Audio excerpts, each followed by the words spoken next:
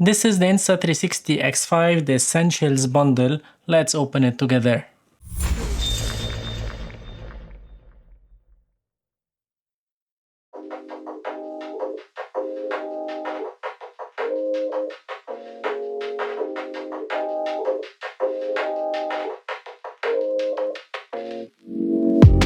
In the box we have this 512GB micro SD card, this selfie stick here, this invisible selfie stick. Here we have the manual.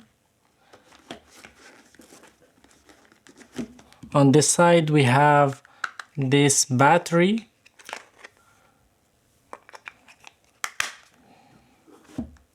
And here we have the camera. On this pouch here we have this basic thing here to protect the camera with a lens cloth, a USB cable, USB-C cable, and on this side we have the standard lens guards, but we have this brand new Insta360 X5.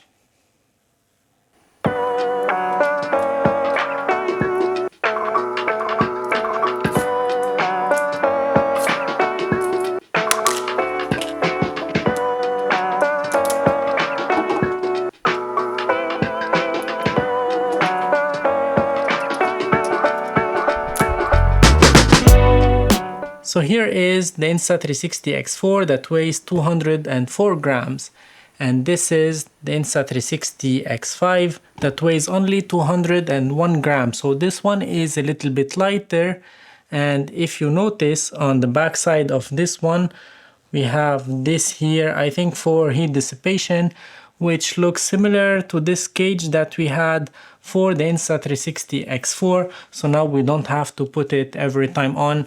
It's always on the camera. I also noticed that the Insta360 X4 is a little bit thicker than the Insta360 X5, but they share the same width and length according to my measurements. So far, while all the upgrades for the X5 seem to be legit compared to the X4, there is something that personally I didn't like, which is the battery. This is the battery for the X5, which has a capacity of 2400 mAh, and this is the battery for the X4, which has a capacity of 2290 mAh. This one for the X5 is bigger than this one. We have 110 mAh extra on this one, but I really wish that they shared the same battery so we can swap batteries if we have the two cameras. These two cameras, the Insta360 X4 and the X5, they share the exact same button layout, which is very nice. So if you are used to the X4, you can be used easily to the X5 without issues. The only thing that is different between these two cameras in terms of layout is the USB-C port, which is on the bottom right side of the screen on the X5, and on the X4 it was on the top left side of the screen, which is the only difference. But that means that you cannot use the same accessories that we used on the X4 for the X5. I mean the audio adapter and so on, because now it's just on the bottom side and not on this top side here. I also noticed that on the X5 we have this windshield here on this side here that we don't have at all on the X4, and this would allow us to have better audio experience with the X5. I just installed the pre-release firmware on this Insta360 X5 and charged the batteries, and this camera supports the fast charging technique that allows you to go from 0 to 80% in about 20 minutes or so, which is incredible. And although the battery on this one is bigger than the battery on the X4, but I would have loved if we conserved the same batteries on the Insta360 X4 and the X5. And there is something that I really love about this one, according to what we saw already online, is the high strength glass on the lenses. That means that if you scratch the lenses, if you break it, you can change it yourself without problems, without the hassle of sending the camera back to the support team to replace it for you. While for the Insta360 X4, if you remember, we have the premium lens guards. These are very tough and you can change them, of course, but you cannot change the lenses yourself on this one, but you can do it on the X5, and that's something very interesting. And I'm sorry, I will not break my camera just to test it, but if it happens, I will make sure to record how I will change the lenses on this X5. And before I go out and have some fun with these two cameras and make some comparisons between the X5 and the X4, let me tell you that on the X5 we have dual sensors of 1/1.28 inches, which is equivalent approximately to 1/1.3 inches, and that's about 144% larger than the sensor that we have on the X4. That will allow us to have more light coming to the sensor, a better image quality, better dynamic range, and better low light performances.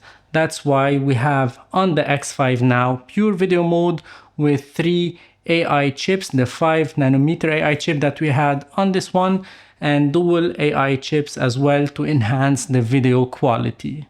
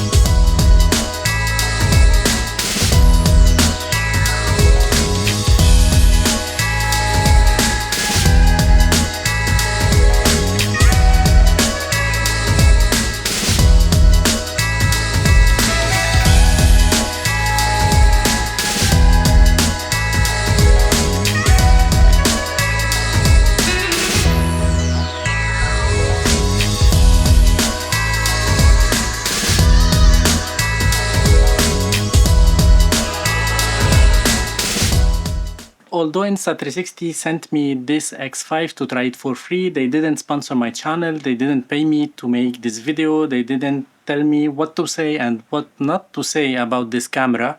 So don't consider this video as a full review. It's only like a showcase of this camera, what it's capable of and how I would use it. So you might have an idea about what you can get with this Insta360 X5. Let's do a vlog test now comparing the Insta360 X4 and the X5. They are both set in 8K 30 frames per second, high bitrate, and the only difference between these two cameras is that the X5 has this windshield that we don't have it on the X4. It is on the back side, it's not on the side of the screen. And we have the vocal enhancement. Now we have a little bit of wind around. There is not much noise, but we have some wind, and the vocal enhancement worked really well on the acepro 2 in terms of vlogs. So let's see if we can achieve a good audio experience with the X5 in vlogs compared to the X4. Let me know your thoughts down below. By the way, I activated recently on my channel the member zone. On this member zone, which is a paid subscription, you can ask all your questions about the gears that I showcase on my channel, and I'll make dedicated videos to answer your questions. So if you are interested, you can go join my member zone, and that's a massive help for my channel. So now I'm shooting with the Insta360 X5 on the front side of the bike and the Insta360 X4 on the back side of the bike. And later on I will try to switch these cameras, shooting in 8K 30 frames per second. And although maybe this is not ideal conditions for 8K, because when shooting in 8K you need to have more light, so I will switch now to 5.7K for optimal conditions and for optimal image quality. So now both cameras are in 5.7K HDR mode activated on both of them. Again, the X5 is on the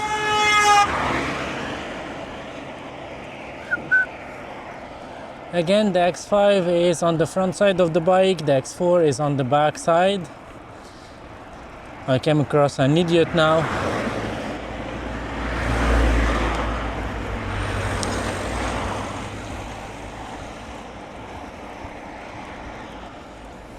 So what do you think about the image quality so far? I will try the Insta360 now, so I can have maybe some footage for my Instagram and for some YouTube shorts quickly, so I can post them, and later on I will be using maybe the 360 footage to put them in my final video. This feature looks so promising. I really like it. And now let us test the Insta360 mode, which is the new mode on the X5 that will allow you to record in 1080 for some social media videos and so on, and at the same time it is recording in 360 8K, so you can reframe your shots later on. And you can choose, by the way, whether you want the camera to be facing you or to detect the person in front of it, or to film in the opposite direction. And it's quite easy. All you have to do is to click here, and now you have the rear view. And if I click on this, I go to the selfie view, and even if I turn the camera like this, the camera is detecting that there is a human in front of it and will keep me in the center of the frame. That's something very important. By the way, I'm still recording with the built-in microphones of the camera. And now I will show you that with the Insta360 X5 we can use any USB-C microphone to have even better audio without needing an adapter like on the X4. And now I'm using the Me mode on both cameras, but I'm recording the audio with my USB-C Godox microphone. So this is the image coming out of these two cameras, both in 4K 30 frames per second, which is the best quality or the highest resolution that we can achieve in this Me mode. Well, actually this Me mode is somehow similar to the mode I showed you before that we have on the X5, but with this one we cannot choose and we cannot record both the selfie mode and the 360. It's only in the selfie mode. So what do you think about the image quality, and what do you think about the audio? The mic is set to automatic gain, so I didn't change anything with it. I just plugged it to the USB-C port. So what do you think about the image quality? Now we have some sun and we have some wind around. Let me know your thoughts down below. So this test is just the first test that I'm making for these two cameras side by side. Of course, I'll be doing some more tests later on, but yeah, this is the first videos that I'm making with this X5.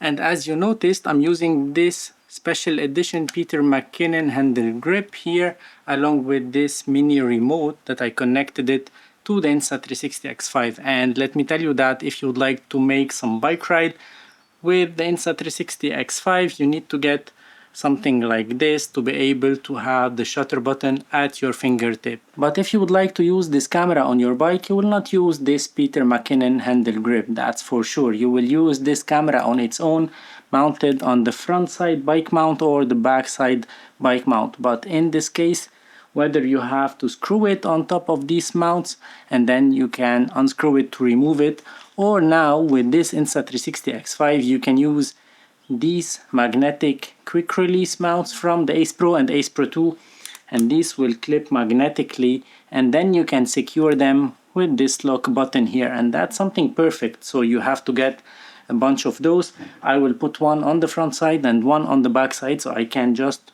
quick release the camera on and off, and that's how I would do with this camera. Now I have the camera on the front side of my bike, and I'm using the Insta frame mode, which is my favorite mode of this camera, as I said before. And I'm recording the audio internally with vocal enhancement, but now the camera, well, the screen is facing me, while we know that the wind guard is from the other side. So let's see if this can be usable or not. If it's usable, I'll keep it as it is. If no, I'll just mention that in the video in a way or another.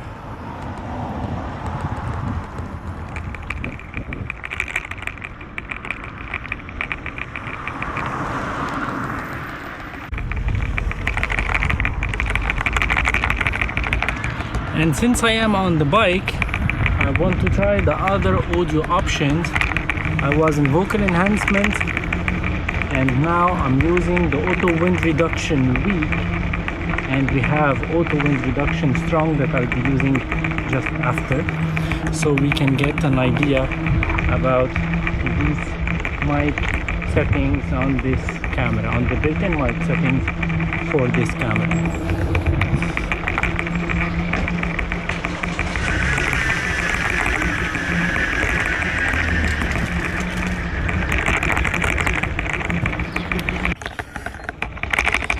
And now this is a test with auto wind reduction strong. Let's see if it is any better than the modes I used before. Let me know your thoughts down below. Vocal enhancement mode again, the camera on the front side, 8K 30 frames per second, so without HDR.